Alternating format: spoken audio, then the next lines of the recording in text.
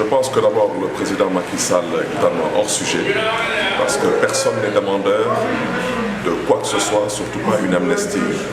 Ceci étant dit, je pense que le président Macky Sall aura peut-être beaucoup plus besoin de cette amnistie pour lui-même après le scrutin de février 2019 que les hommes politiques dont il parle. Et le président Macky Sall, je pense qu'il sait de quoi nous parlons.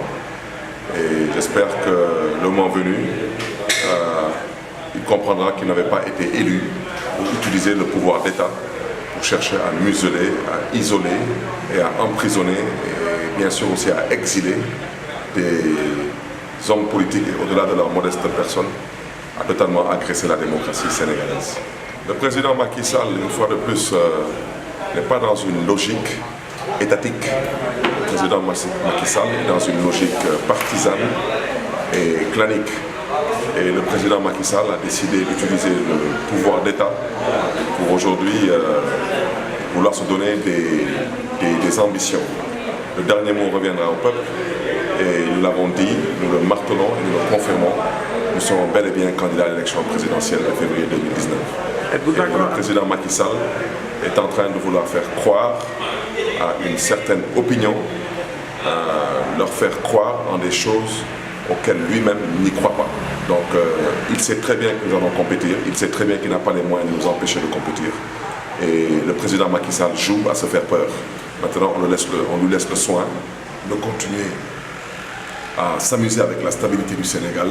Notre responsabilité, c'est d'aller vers les Sénégalais, leur parler, de recueillir des parrains, les inviter à retirer leur carte d'électeur dans les commissions, dans les consulats, dans les sous-préfectures et j'en passe.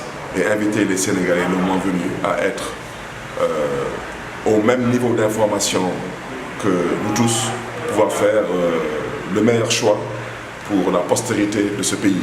Et je pense que le meilleur choix, c'est surtout pas le président Macky Sall qui en réalité ne cherche pas qu'un deuxième mandat, mais cherche à déblayer le chemin qui le conduira à un troisième mandat. Et ce troisième mandat, malheureusement, vous comprendrez que tout cela est fait dans un seul et unique but, c'est de pouvoir s'accaparer des ressources de ce pays, en l'occurrence le pétrole et le gaz.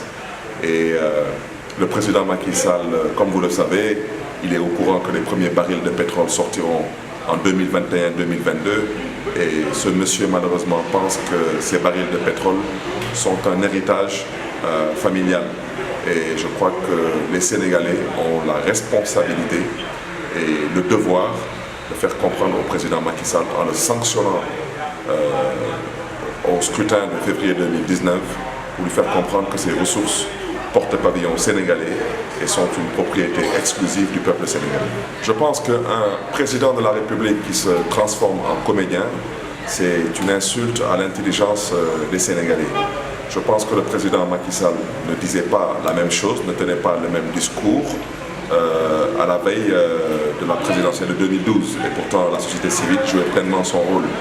Il n'y a aucun Sénégalais qui pense que la société civile sénégalaise est partisane ou politicienne. Et ce qu'il y a lieu de dire aujourd'hui, c'est que je pense que ce que la société civile est en train de dire, c'est sa responsabilité, c'est de tirer sur la sonnette d'alarme.